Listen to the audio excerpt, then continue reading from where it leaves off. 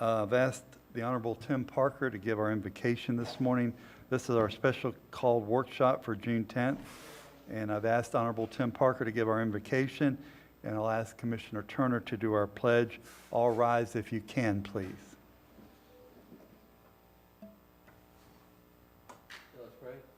Lord, just thank you for the opportunity to be of service to the citizens of our county, and just pray for wisdom in every decision that we have to make, and thank you for the opportunity to serve them.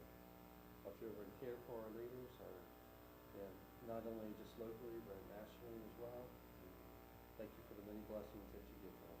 Pray all this in Jesus' name. Amen. Amen. Join me in the pledge. I pledge allegiance to the flag of the United States of America and to the republic for which it stands, one nation under God, indivisible, with liberty and justice for all. Thank you, Mr. Parker. Mr. Turner, I appreciate that. Next item on our agenda is our public comment on agenda items. Is there any public in the audience would like to speak on agenda items? Seeing none, we'll go right into our property appraiser's budget request. And Mr. Parker, you have the floor, sir. All right. I want to thank Julie Ann Young for Got to turn your microphone on, I think. How's that? There you go. Okay. I guess I should introduce my staff that I have here with me today. Clay Davis and Debbie Harrell and Justin Edwards. Good deal. So Justin's having to sit behind y'all in the corner. Was he in trouble or something? Justin's the wingman. but I do want to thank Julianne Young for reaching out prior to today's meeting to find out what some of the issues we are faced with this coming year, and including them in your summary highlights. Also want to take this time to update you on one legislative action that will affect us in 2022. The Senate and the House have a tax package that encompasses many different areas. One area that will impact Putnam County and the city of Palaca is a provision to increase the property tax discount from 50% to 100% for certain multifamily affordable housing projects currently set forth in section 196.1978, section 2 Florida statutes. Those provisions will potentially remove about $5.2 million from our tax roll. Mr. Parker, before you knew that was going to get a question, but since we're a fiscally constrained county, we get payment in lieu of taxes. Do we get $1 for $1, or have we ever looked at that? No, Okay, thank you. not in this particular instance. Okay. That's Putnam County's tax roll, $5 million? Yeah, it'd be a $49,000 tax dollar impact to you. One step forward, two steps back. Never ends, does it? Mr. Chairman, I'm sorry, Honorable Mr. Parker, could you give me that House bill number again? So it's in a House bill, it's in a House packet, tax package. Okay, tax packet. Mhm. Okay. Okay, so thank you for the opportunity to share some of the challenges and successes we have experienced over the past year and those we are looking forward to this next year. As you're aware, our taxable value for the county is up 4.4% this year. While some sectors of our economy have taken a dramatic downturn, some have been able to hold their own and some even increase. While COVID has caused us to adapt to this unusual situation, I believe we are in a position to defend our values. We have not received values from the state as it relates to centrally assessed properties, which are our railroads, and last year they added about $2 million to our tax roll. As you may recall from prior discussions, and for the benefit of our newest commissioner, just in time, property appraisers' budgets across the state of Florida are approved by the Property Tax Oversight section of the State of Florida Department of Revenue. Property appraisers can make requests to DOR and provide documentation attempting to justify the request. However, it is up to the Department of Revenue to ensure that we have the necessary resources to carry out our constitutional responsibilities. This independent agency serves as an oversight capacity between the property appraiser, the county, and the legislature, making sure all aspects of the ad valorem process are as equitable as possible. As a result of their review, they have made a decrease in our initial request. Also, After an initial estimate from the vendor related to GIS mapping, I determined that we did not need to migrate to the latest version of the Esri software this next fiscal year, thus saving an additional $20,340. The combined reduction totals around $62,000 from the numbers that you're seeing currently on our budget. We have maintained our same staffing levels for the past 7 years. Requiring our supervisors to live in Putnam County creates a challenge to hiring qualified applicants.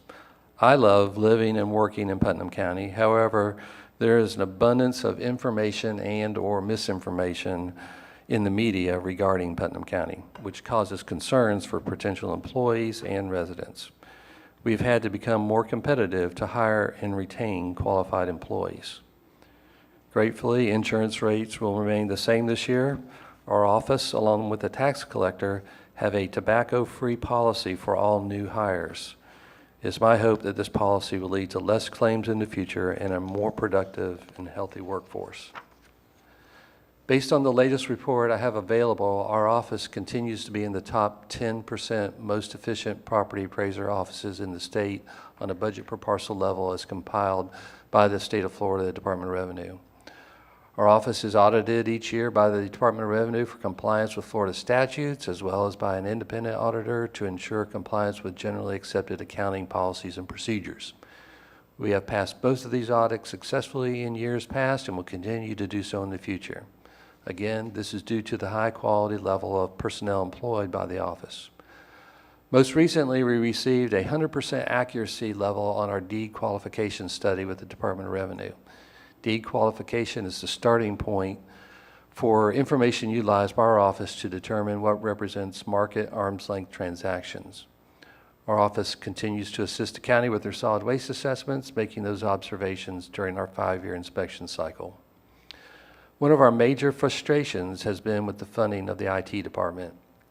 It has hampered many of our office functions and our ability to service our and your customers. As discussed, since 2017, there is a need to change this process where data is displayed and/or transferred to the GIS mapping system. This budget that you're looking at today fixes that concern.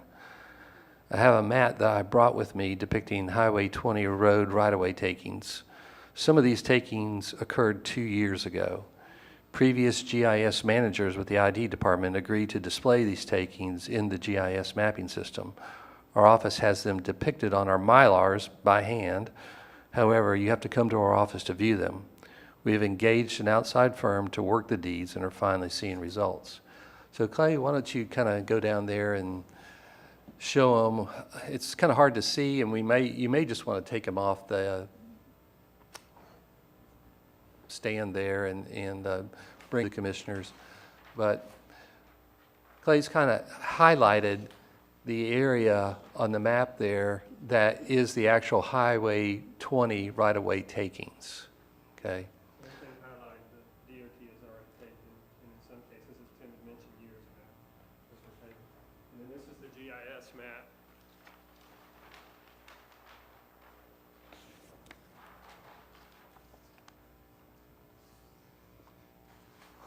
So on the GIS map, these white areas, what has been put in for a road taking.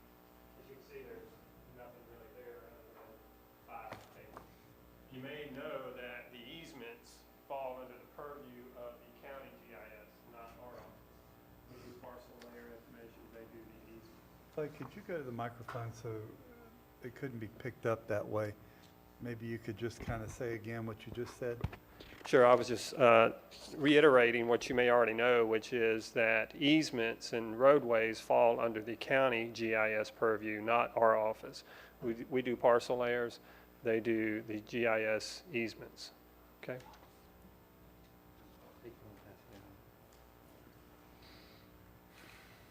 Mr. Chairman, Yes, sir, Mr. Turner. Mr. Parker, when you had your budget approved, I thought I saw an email where they had pre-approved your budget request to date of what you're presenting us today, or did I misunderstand that, but I guess my question in this is did the GIS request that you're talking about trying to make this happen more exponentially, was that included in what you sent to Tallahassee to get pre-approved? Yes. So did I understand correctly that that was approved from Tallahassee, or? Not yet. They're still looking at that particular must have aspect. misread the email or something. Perhaps what you are referring to was the amendment for this year's budget. Could have been. So what we asked for was a change in our salaries for a couple of our positions to make them more competitive. As you may or may not be aware of, we have had a vacancy in our residential manager's position for over a year. And when I started doing the salary survey to find out why do we have this vacancy, and I met with Angela Nelson and talked with the state of Florida Department of Revenue. So they started sending me information about what counties around us are paying their residential managers and their field appraisers, basically, you know, all their positions. And ultimately, we found out, for example, that the field appraisers in St. Johns County were making more than our residential manager position was over here. And that's pretty consistent when you look at all the surrounding counties here.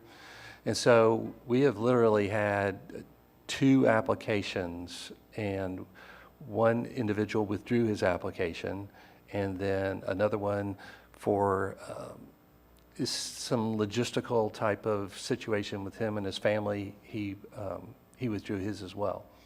So property appraisers, obviously, were just elected. We're all elected on the same cycle. Perhaps, I guess, there could be some exceptions if you're in a charter county, but for the most part, they've been reelected. So if there was a new property appraiser that came in and they were going to make any changes with staff and we're going to let some people go, it would have happened by now. And we haven't even seen any of those people, you know, come and make application to be, you know, for that manager's position. So that particular one was approved. Initially, when we made the request, we were going to have to amend our budget. So for the fourth quarter, our actual billing would have to increase, but we've worked that out with the Department of Revenue, and they said we will not have to do that. We'll just use the money that if we can find somebody, we'll use that money that we haven't spent in that position for the entire year to make up the difference. So there won't be any increase for the fourth quarter billing, I don't believe. So the state is still looking at our budget right now, and they're going to come back in with any recommendations for approval or disapproval. So I just have when I passed out this map. Mr. Parker? Go ahead. Before we leave that topic, are you done, Mr. Turner? Yes, for now, thank you. Thank you. You still have that position budgeted, though? Is that correct? Correct. That shows in your budget? Yes. Okay. All right. And if you don't hire anybody by the end of this fiscal year, that money will just be sitting there and potentially returned back to Putnam County? Correct. Okay, good, good. Mr. Parker, before you go much further, could you read that one statement that you read at the beginning of your presentation for Commissioner Adams-Act to hear about the housing situation? I hate to ask you to do that, but just if you could, I think it's important. Oh, the reduction, the tax reduction? Sure. Okay. Hang on just a second, you won't have to read it a third time. There you go. So, No, that's fine, you're fine. This is an important statement that you need to hear. Go ahead. Thank you, Mr. Parker. all right. All right, so I also want to make you aware at this time and update you on a legislative action that will take effect in 2022. The Senate and the House have a tax package that encompasses many different areas. One area that will impact Putnam County and the city of Palaca is a provision to increase the property tax discount from 50% to 100% for certain multifamily affordable housing projects currently set forth in 196.1978 subsection 2 of the Florida statutes. Those provisions will potentially remove $5.2 million from our tax roll. So this is Kay Larkin, Holly Ridge, Tax credit deals. tax credit properties, yes. Why are we losing? Because the state legislators preempted it from 50 to 100%. Why? That's just what they did.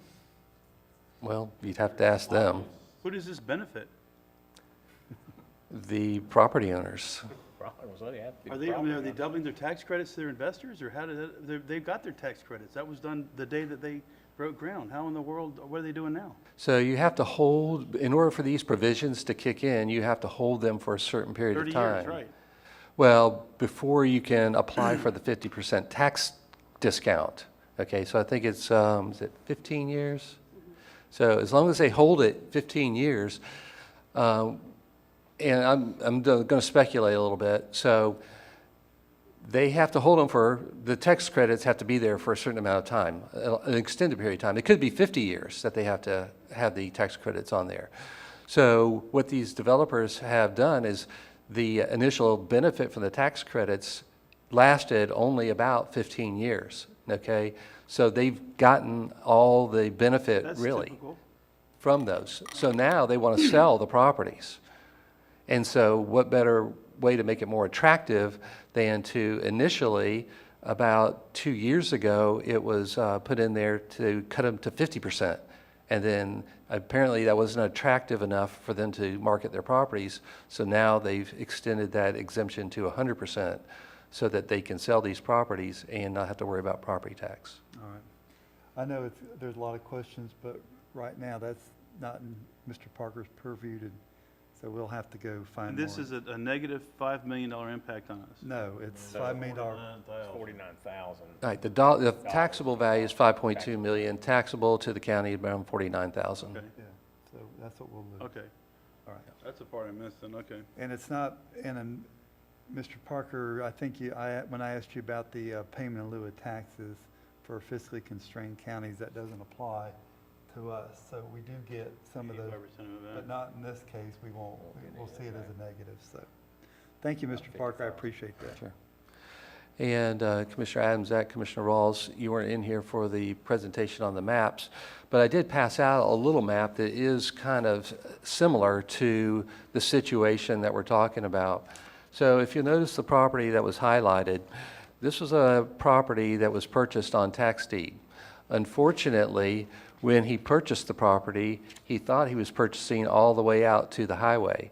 We've since corrected the GIS mapping to reflect what he actually purchased. So he thought he was purchasing a piece of property that went all the way out to the edge of the two properties on either side of him, and in fact, he didn't. What he got was what you see depicted there. So, I mean, it was a tax deed sale. It wasn't a huge amount of money, but he's pretty disappointed that he relied on GIS to purchase this piece of property, and he got a sliver of what he was actually expecting But to. Mr. Parker, in defense of that, we do have a disclaimer on there. Exactly, and that's what we pointed him to, Right. of course, so. I mean, I feel for the guy, but there is a disclaimer and buyer beware and, do your due diligence. Okay, so I'm gonna Go go, ahead, Mr. Turner, you have a go question? ahead. Yes, along those lines, so basically the GIS addition that you're seeking in this year's budget is because we haven't been able to hold up what we should be doing in our IT department, is that correct? That's correct. Okay. And this is not something that's happened overnight. This has been going on, as I said, since, every time we have one of these budget meetings, I say we need to get this, committee formed and address these situations, and this has been going on since 2017. So we just took it upon ourselves to find a solution, and we have found a solution, and it will fix it. And it's not going to be just for us, okay? This will enhance, when you make a comp plan change, okay, the comp plan change will show up, okay? And if your Public Works puts in a water line, sewer line, that can be depicted in GIS. I understand your frustration, and I understand why you're doing it, and if I was sitting in your chair, I'd be doing the exact same thing, but basically what it's doing to me is identifying a lot deeper, worse problem that we need to address and fix than just I think the concept of having an IT department is still valid. In other words, a group of people that do this type of work for across the county in different departments. I don't really know what the answer to it is, but I don't know that we need I'm not saying that request isn't valid. I'm just saying that I don't know that we don't need to try and stay with that concept as much as we can, as far as trying to fix what the real problem is, instead of splitting IT back up over multi-departments and constitutional offices. So I just wanted to say that I think maybe the problem needs to be fixed in a different manner, but if it's not going to fix it, then I understand where you're going. Yeah. Mr. Parker, also before you go on, Mr. Suggs had an audit done of our IT. So Mr. Suggs, do you want to kind of, I mean, you've been working on this for quite some time, trying to find the solution here too. Yes, sir, Mr. Chairman. As you know, we are, as you're aware, we have had an IT audit done, and this is one of the areas of concern that came from the IT audit, was the GIS department. And so they're looking, and they'll be coming back to administration as well as the commissioners with some suggested options for us to fix those issues moving forward. But that was very much so an area of concern that was pointed out in the IT audit. One of the things is simply whether it be the number of staffing or simply the skill sets within those positions, we need to look at those areas to be able to address the issues that Mr. Parker and we are having. Absolutely. You may. Go ahead. If the new request is going to be that more money, more people, more whatever for IT, if that turns out to be the request that's coming at us, I don't know that even though we're trying to keep IT in one location, in one department, that it wouldn't be in everybody's best interest to have the GIS person at the property appraiser's office that does that work for the property appraiser, that maybe the technological aspect is supported by IT. I don't know that that wouldn't be the proper way to go, and then our GIS maps get updated on a regular basis instead of once every 4 or 5 years. I will say this, Mr. Chairman, in response to that, absolutely do not disagree with that. They're the subject matter experts, and we can find someone, if Mr. Parker's office can find someone to handle those duties and responsibilities, and consistently with the issues that they're having to address those, I don't disagree with that at all. And we can move forward from that perspective. Thank you, Mr. Chairman. Before I call on Commissioner Rawls, it does sound like Mr. Parker has a solution. Matter of fact, you use that word. So, Absolutely. and I think this board is ready for a solution. Not that we haven't been ready, you know, it's just now, since there is a solution, we can move forward with that. Commissioner Rawls, you have a question, sir? All right. Commissioner Amzak I thought was leading up this committee. Is that, I'm sorry.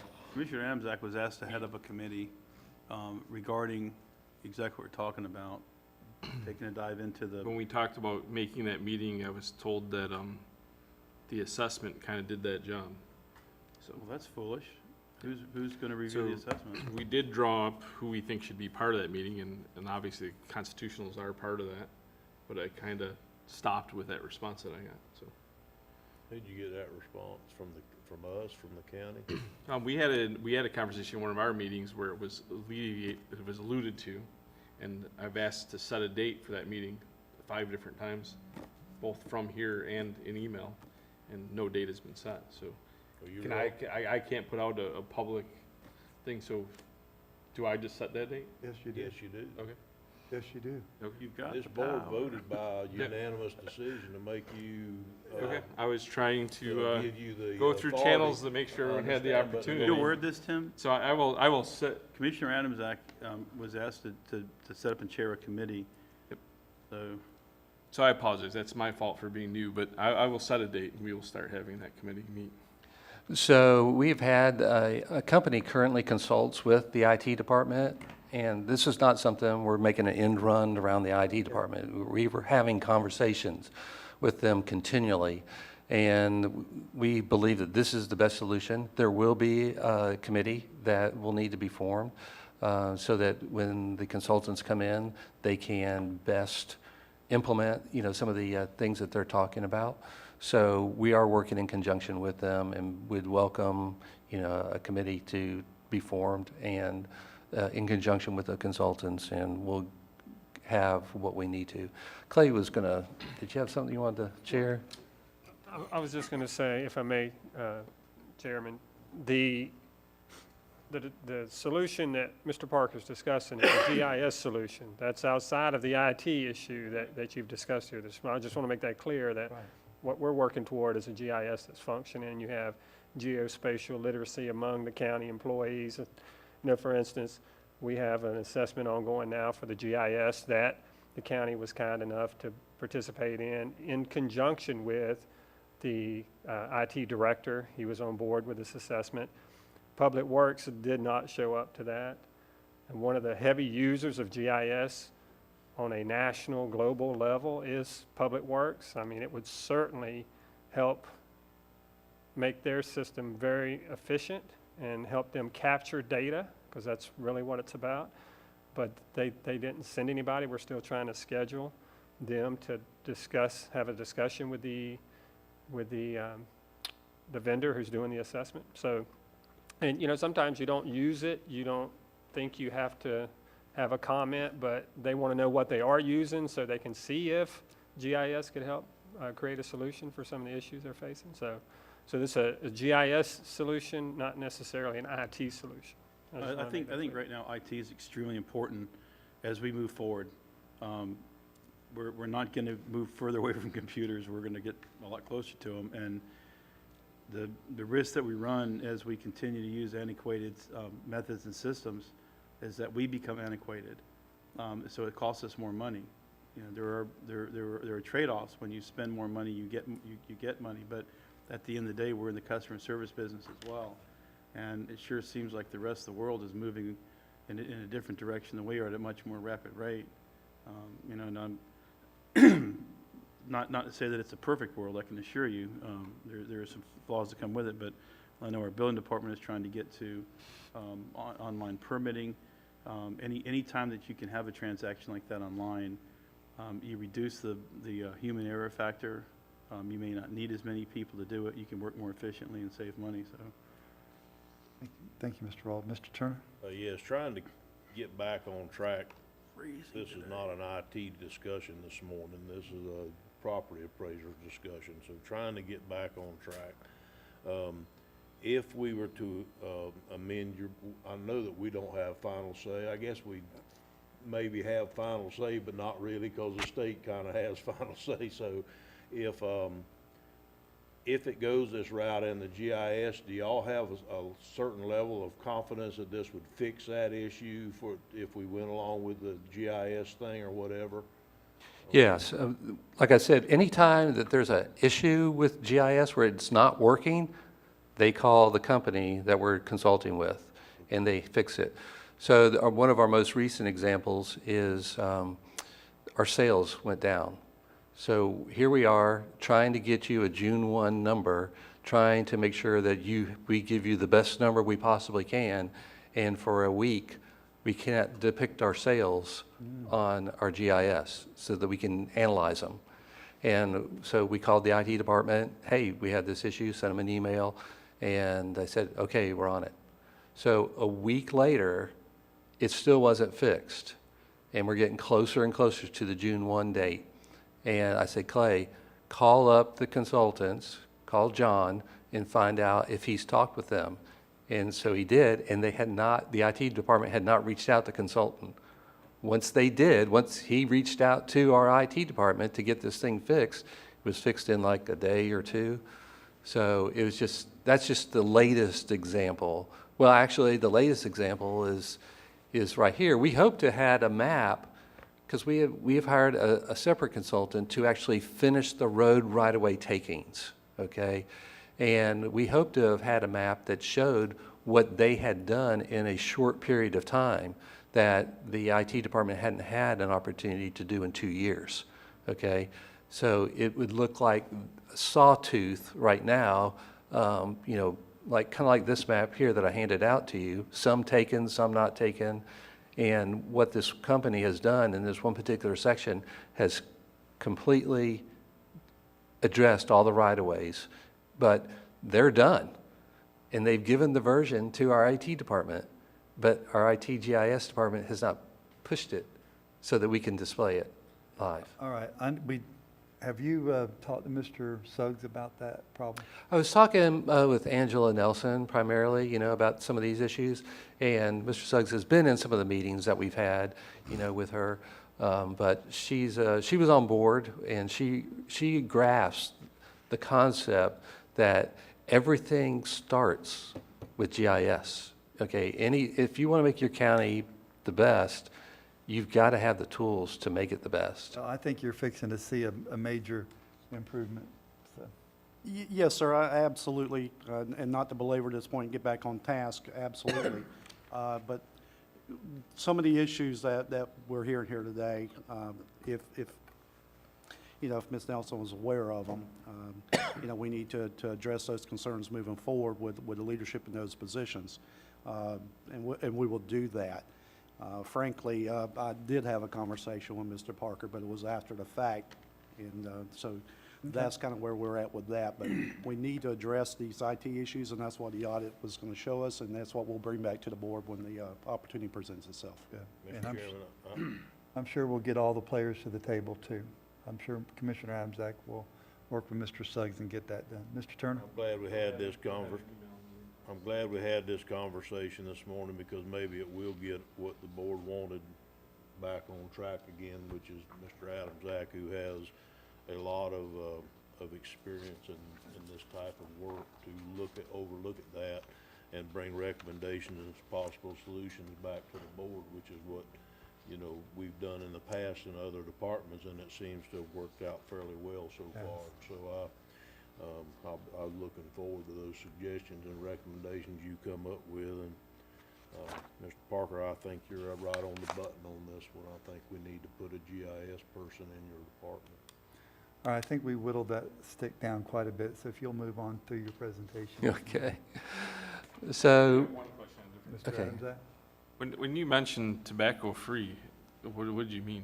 I mean, when I mentioned tobacco-free, you said something about tobacco-free. tobacco-free, yes. So are you saying that if someone smokes, I'm just trying to understand what, so someone chews tobacco, they can't work for you, or- It's not that they couldn't work for us, but or is we it would just ask that in they, the workplace?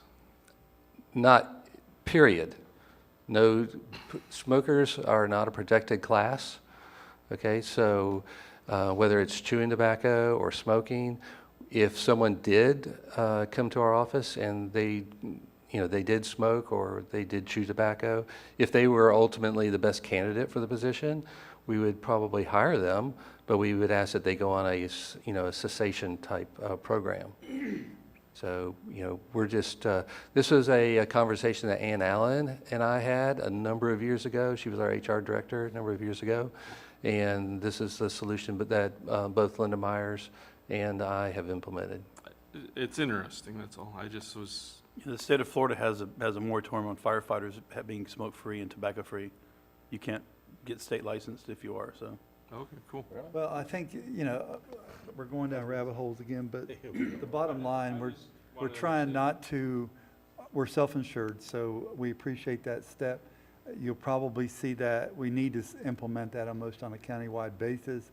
We'll see that probably being a recommendation very, very soon to the insurance committee. So, okay. Mr. Parker, move ahead, please, sir. Okay. Our homestead department has filed and the tax collector has collected approximately $29,000 in homestead liens over the past year and continues to be effective in discovering fraud in our county. As mentioned in the summary highlights of the workshop agenda, we have budgeted for a 3% COLA. The only time that we can give across-the-board increases to our staff is when the county does, the state of Florida does, or a salary survey is performed. As we approach the end of the fiscal year, we typically have excess funds. These were funds that were budgeted but were not expended. Last year, we returned about $53,000 in excess fees. For example, we incurred less legal fees than we thought we would. Also, we had incurred less travel expenses as well. These funds cannot be spent indiscriminately. In other words, however we want to. I cannot give bonuses or raises with these funds. How we spend them, if at all, is overseen by the Department of Revenue. Thank you for taking the time to listen and for your leadership in our county. Certainly, we have our challenges, and I will always strive to budget in the most responsible manner to comply with my constitutional responsibilities. Thank you, Mr. Parker. And Mr. Turner, you have the floor. What is your actual request overall? I mean, I know you included several requests on several sheets here. What is your overall budget request up and above last year, including your GIS person? Yeah, so if you look on, you probably have a copy of the budget, right? Right. Okay, so if you look down at the last line on that budget, you'll see that request 2021, 2022, 2,207,665. 2,207,665. Page 4 of our packet. So it's a $307,000. Right, and you can reduce that by about 62,000 because when we submitted our request to the state of Florida based on salary surveys, they rejected part of that request. So we're looking at 245, 379, somewhere in that area, 246. Okay. With any return that you might have for this year. Mr. Turner, I'm sorry, you had the floor and I That's the question I had. barreled sir. right in there, No, I'm sorry. That's fine. That's exactly what I had wanted to ask. Okay. Any further questions? Mr. Pickens, you have the floor, sir. Tim, is it a GIS person, actually person, or it said third party, I guess, is a Right. company that you're using, or a combination? It's a combination. So if, and we've had this conversation with the IT department, if they have budgeted for any new personnel associated with GIS, they probably would not need those, okay? And so I may let Clay speak to kind of the way that we've talked with the consultant and the way that would work. Go ahead. Thank you, Tim. So we have a consultant that not only we have used occasionally, but IT uses this consultant for GIS now. What this consultant would do would basically manage the GIS system for the county and the property appraiser, right? So they would take over those responsibilities. So I'm not sure what the GIS, or actually the IT budget, I don't know if they had GIS analysts in those budgets or not, but I would anticipate, and this is just Clay talking, I would anticipate that current employees would be able to fulfill those responsibilities, since it would free up their time. Like one employee, the GIS manager now, and you may know this, Mr. Suggs may know this, but she has to run scripts Tuesday and Thursday nights. She does that after hours, and in most instances, early in the morning, the next day, midnight, 1, 2 a.m., she's still running scripts. That's how tenuous and tedious the process is currently. In the budget that Mr. Parker's presented, that would go away. They're going to leverage the software and Microsoft to be able to automatically do that, as opposed to this antiquated, kind of awkward and clumsy way that we currently do it.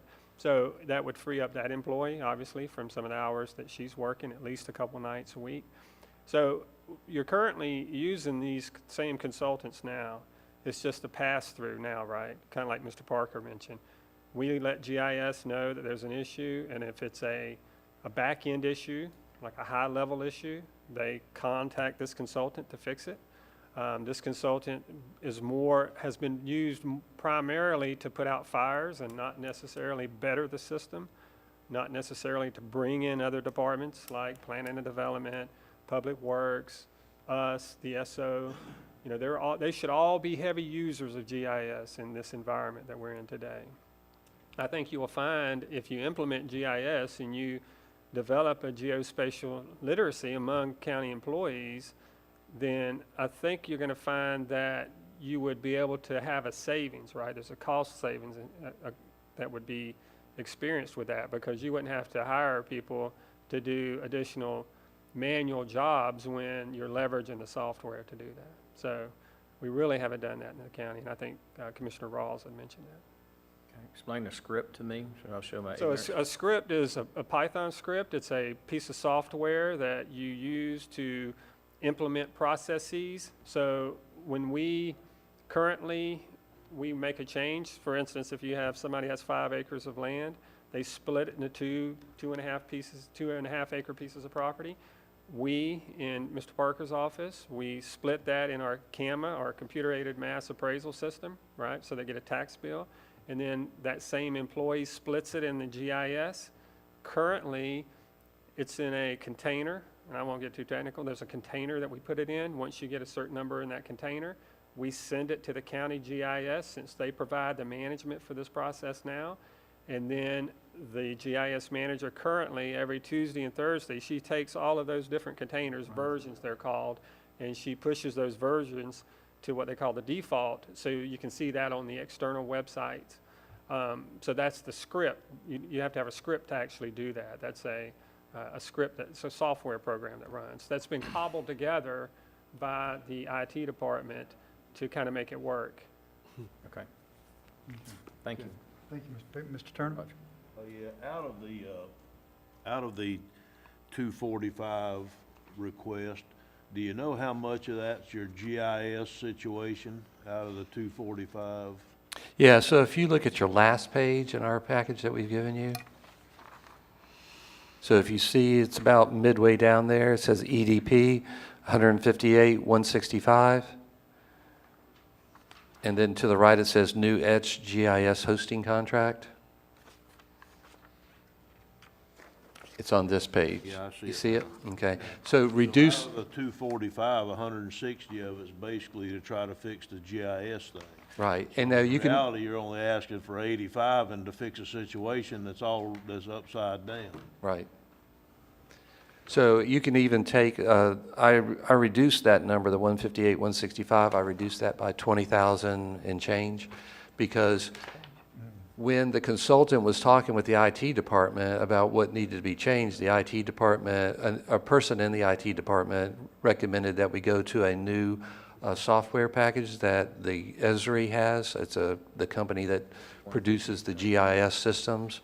And I said, after talking with the consultant, we determined that we did not need to go to that newest and greatest package. What we have right now, the Parcel Fabric, works fine.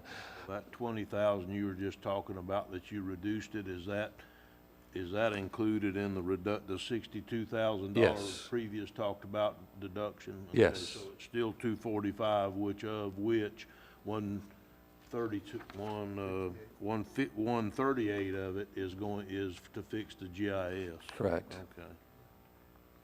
And to be, I think, I've not gone out and, priced a GIS person. Like I don't know if any of y'all were here when Kim Paxton was here. But Kim Paxton's probably a $150,000, $200,000 employee that could probably do the same fixes.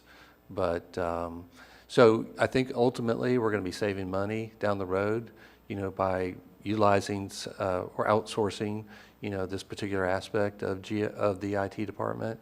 And I think at the end of the day, we'll save money. Okay, Mr. Turner? So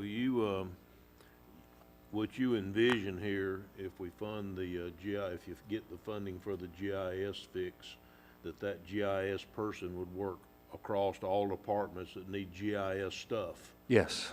So it would be the person who does Public Works GIS when they get on board, and they would do the GIS, they would be the GIS person for Putnam County? Yeah, I'll let Clay kind of explain that. It's kind of, they're like the host, and then what we would like to do is empower some of these other entities like Public Works, Planning and Development, to work in conjunction with current IT staff that are capable of doing some GIS work, just not the heavy lifting, so to speak. So basically, they'd be the escalation path. So it'd still go to regular IT, so tickets generated, and then this organization would be the escalation path if it was beyond their capability, correct?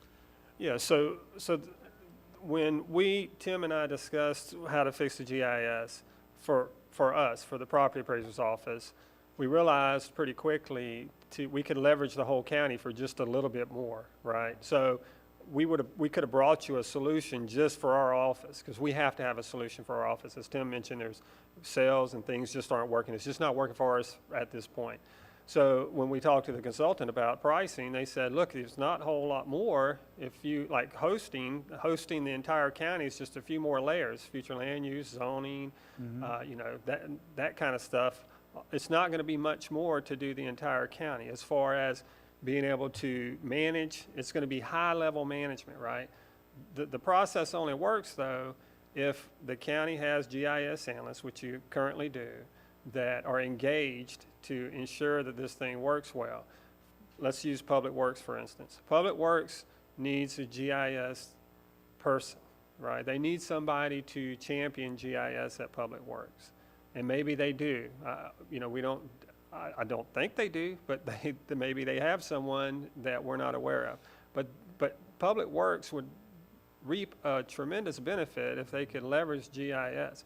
But I would envision either the current GIS analyst for the county or Public Works, a current employee with Public Works, being someone who can start implementing this on the Public Works level. Does that answer your question, Commissioner Turner? This is Same thing more. with the building department too. If they want to do future land use Right. maps and things like that, they're gonna have to have an individual that is responsible for those changes to be uploaded or made to the GIS. Yeah, that's right. Somebody needs to peck on a keyboard, right? So you have to have somebody to do that. This would give you somebody to help manage those employees, to help ensure they're getting the maximum out of GIS.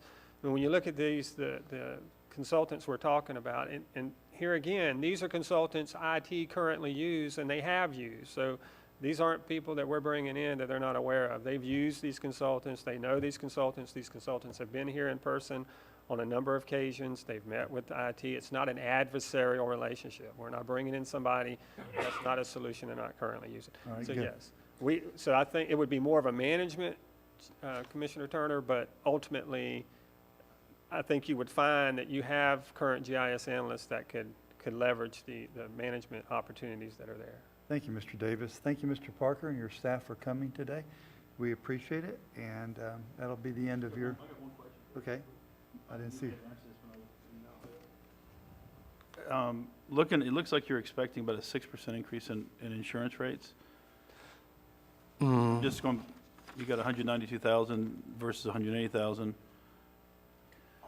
That would be just for budget because nobody knows what Yeah, that we don't know increase is what gonna that- be yet. That's just a each placeholder? different department Yeah, we've it's a talked to's placeholder. had a different guess so Yeah. far. So we just don't know what it's gonna be yet. Okay. Yeah, that's just a placeholder, because we had one yesterday use 10%. Okay. We're good. Right. All right, thank you very much, Mr. Parker. We appreciate it, and Thank you. we will recess until 10 o'clock, and then we'll get back with our supervisor of elections and his staff that's here with him today.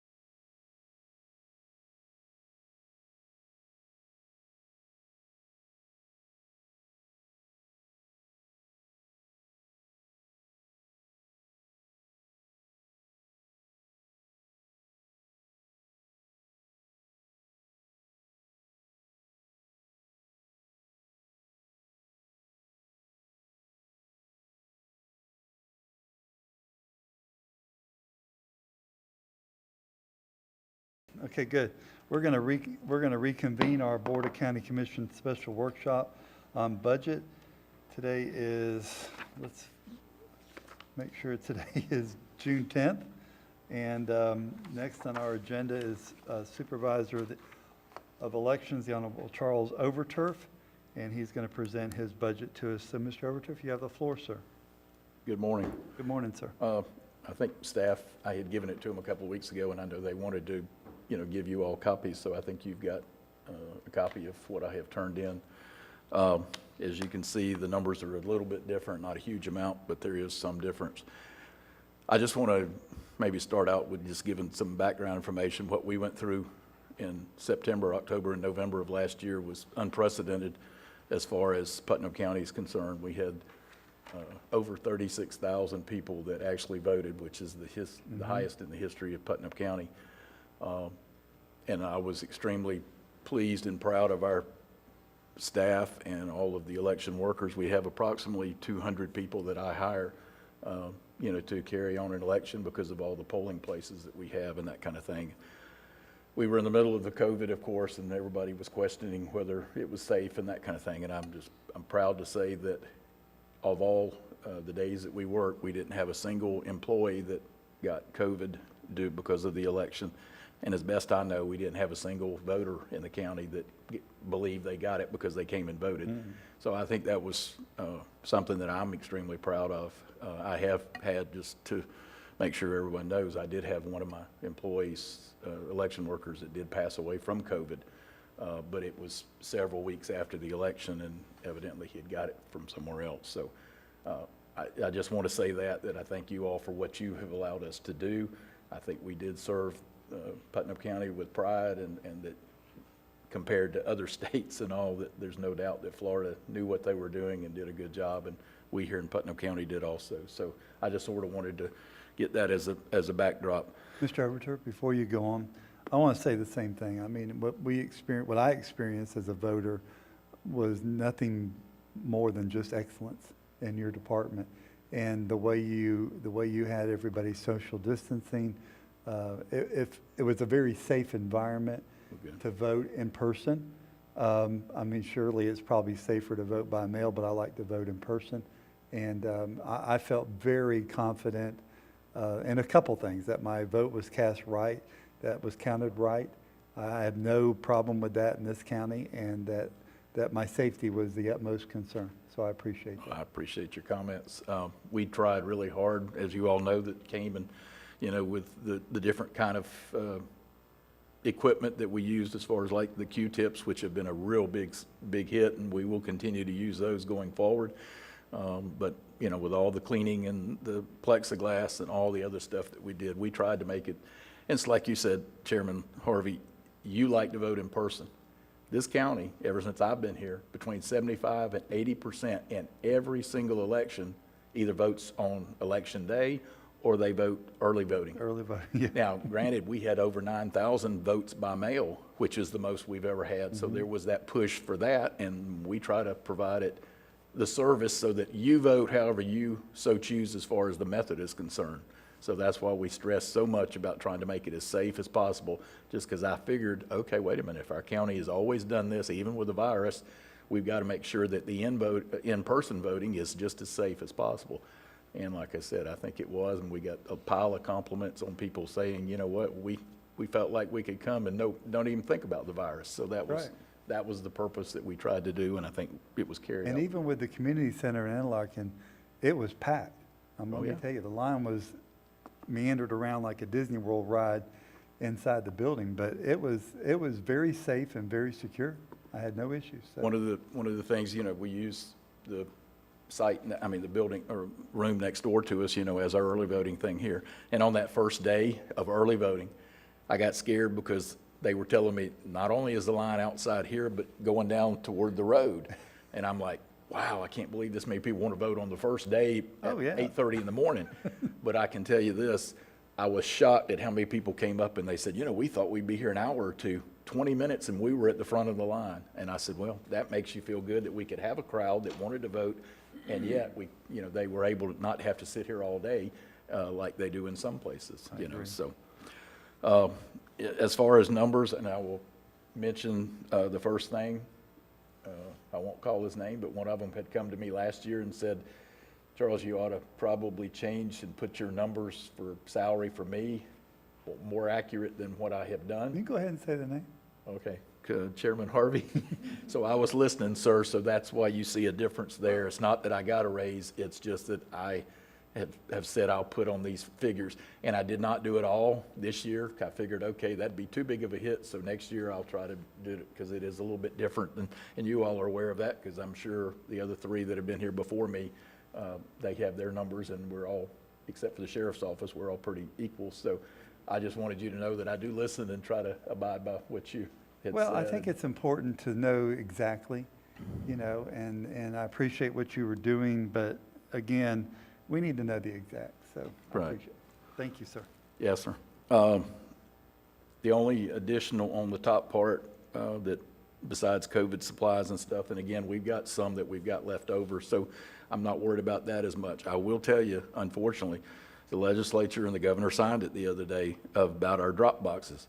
And the only way that we are going to be allowed to use a drop box is if I have an employee of mine that is actually standing there watching every drop box. And it can only be in early voting sites. So what I'm saying is the one that, and we had over 4,000 ballots that were dropped in the drop boxes.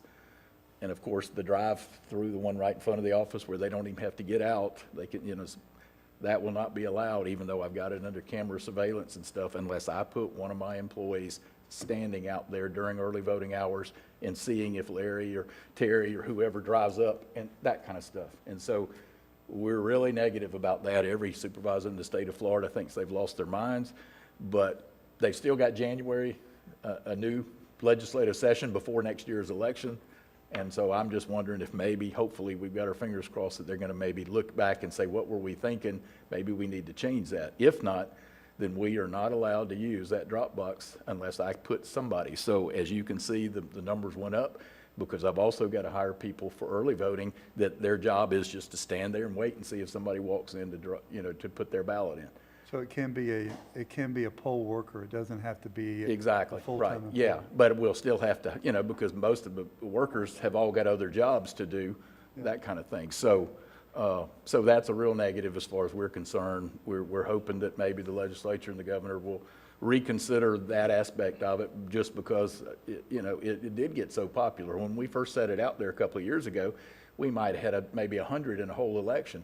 That one box out there, I think, had 1,400 or 1,500 just in the one, not counting the others. So it gives the people that want to vote like that, or in that method, it gives them that opportunity. And like I said, if you come in this way, you can drive right up, roll your window down, and boom, it's there. So that's going to be a change that if it stays, we're going to have to deal with it, and it's going to be costly. I'm going to say this before I turn it over to Commissioner Rawls.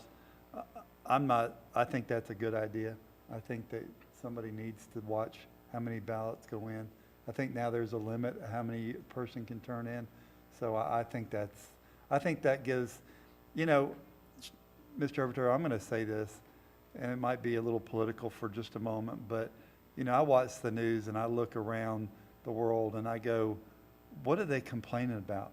We check our driver's license here. We have signature matches here. Right. What in the world is the problem? If we can do it right in Putnam County, Florida, with your staff, and I don't mean that derogatory. No, I know. I mean that we have an excellent process. Right. Then I think the whole country should follow what we do here. It's not offensive to me to show my license to go vote. So, Mr. Rawls, you have the floor, sir. Thank you. I'll echo that. I think that it's necessary. I think that there's enough issues, enough questions raised. This would bring an end to that. If there was any voter fraud with the drop boxes, that would bring that to an end.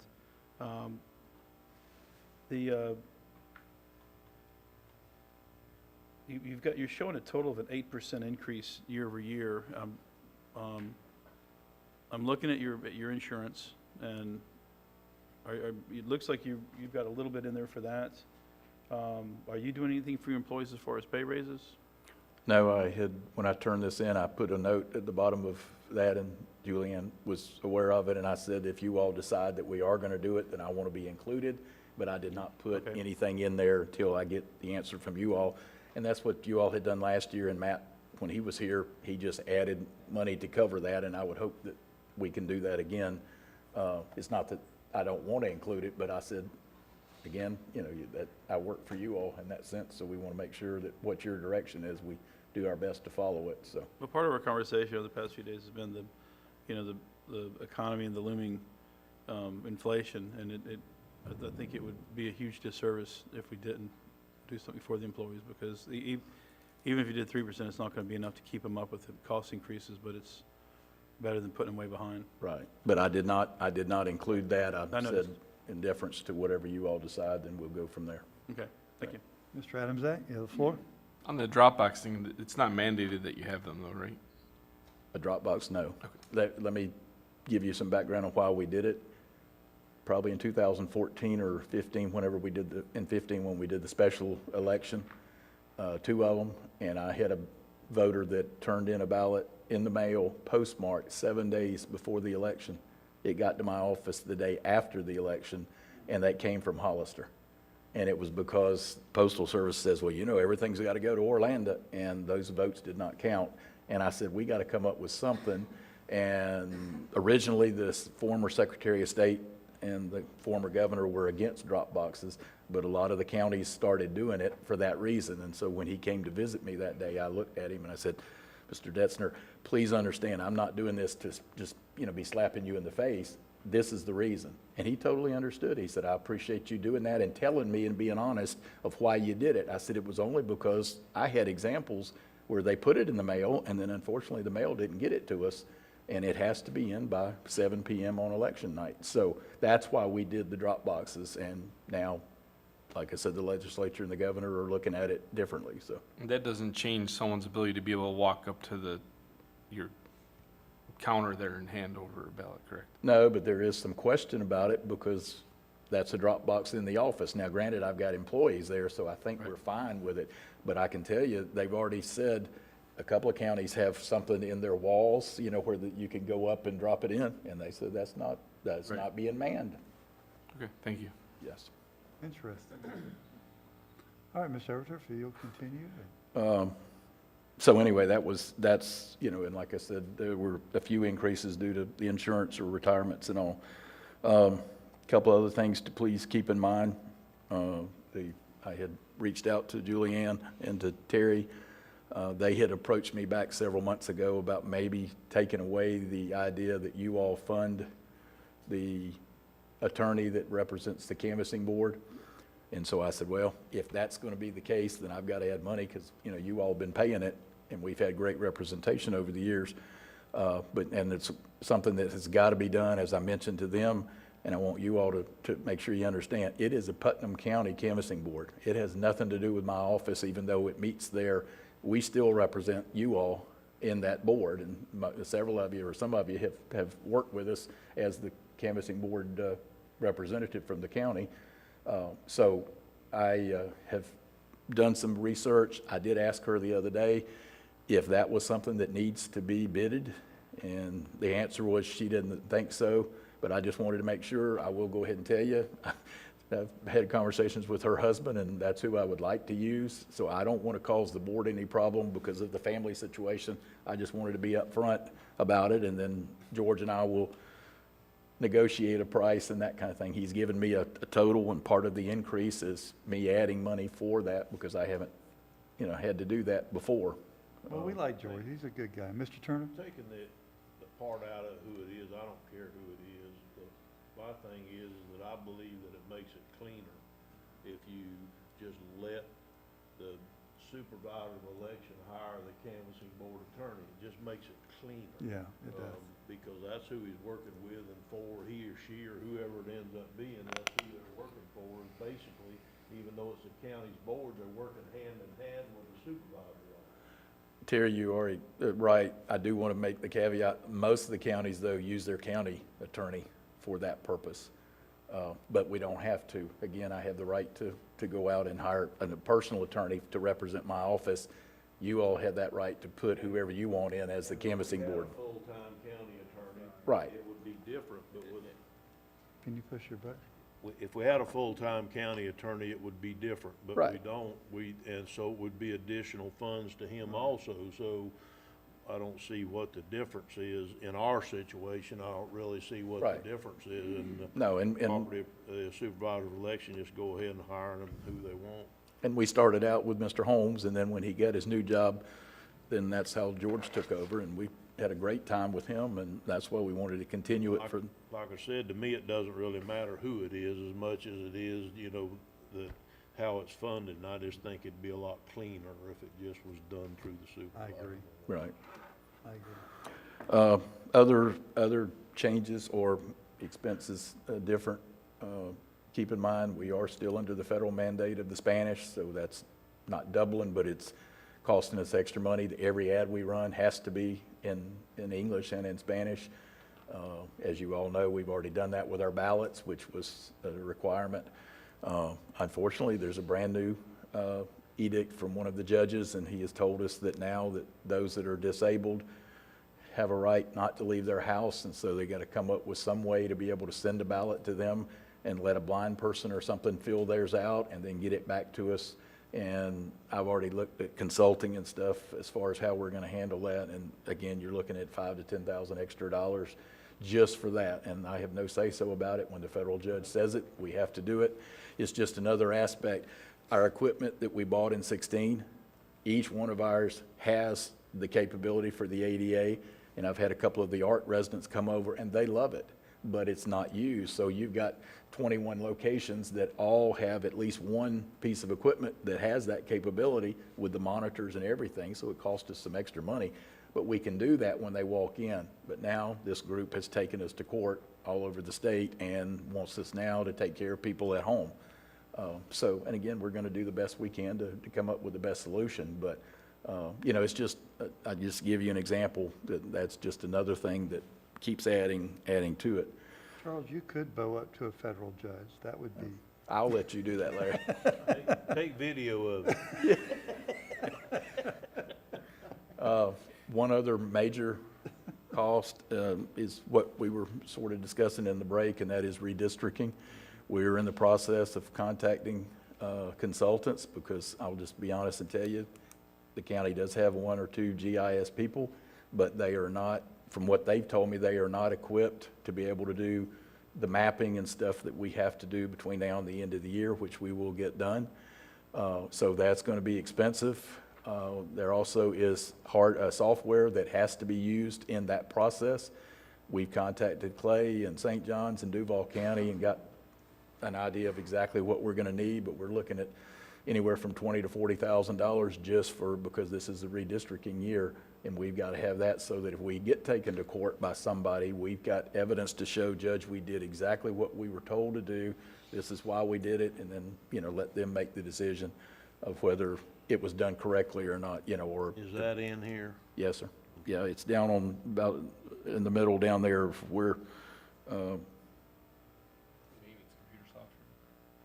yeah, no, the biggest one, yeah, I'm sorry, that's it, yeah.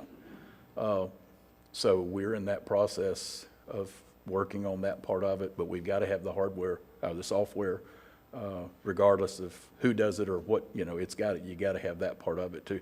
And they tell me, and I'm not an expert in this area, that is some of that software stuff we can use for other purposes in the county. So, that's something that I think, is definitely, we've got to do it, and hopefully it'll be helpful. One of the other things that we're doing through IT is, and we did this 2 years ago, is the Albert server, which is benefiting the whole county. And it's a way of them going and trying to check on hacking and stuff like that. I can't stress enough how important the IT department is to us. I know you've heard from other groups, but I'm gonna tell you, not only are we under Homeland Security, so elections are right at the very top, so we have to answer to the feds besides doing what the state tells us to do. But I'm telling you that to me is a key, especially in light, and I'm sure Paul would agree with this, you look at just in the last couple of weeks with the hospitals in or Middle Florida being hacked. And just imagine, Larry, you going in for a surgery and all of a sudden your data is wrong and they operate on something else that you didn't need. We've seen it with the gas price, with the pipeline. We've seen it with the meat. It's something that we have got to stay on top of. And Homeland Security contacts us all the time about, what are y'all doing? What's your county doing? Are they keeping up with stuff? We meet with Mr. Stender every so often. He's been extremely helpful. His staff is. There'd be nothing worse than to have a huge election day and all of a sudden somebody get in and mess that data up. I mean, you talk about a nightmare, that's a nightmare. So we're trying to do what we can to make sure that we're just as secure as possible. You're not going to stop everybody because they're all smart guys, and once you come up to a level, then they pass you because they come up with something better. And it's that kind of flow, ebb and flow, so to speak. So, Mr. Ross? Is there any concern about HR 1? I'm sorry. Is there any concern about HR 1? Is there any concern about HR 1? I'll take that as a yes. Yeah, if that passes, I've been told it'll change elections for 100 years. What does it do to the budget? Well, I mean, they're talking about same-day registrations, so you could walk up on election day, you not be a resident, I won't know it, you say, I want to register and I want to vote, and that will be allowed. I mean, how will that impact us from a budget perspective? Have y'all started looking at? Well, no, just because I've got my fingers crossed that kind of change is not going to occur. If it does, like I said, there's even some of that that's saying, we don't even want to look at your signature. We're not going to verify it. So if any of that passes, elections are, well, like I said, it'll be 100 years to change anything because, and unfortunately, that's why some of the bills were put in, is they want that kind of thing. They want to go the ultimate, and if they love what happened in November with the questions in some of those states, they want it to be where every state may have questions, and that way, that kind of stuff. So I'm gonna just hope that maybe it will not pass, but we'll probably know between now and the next election.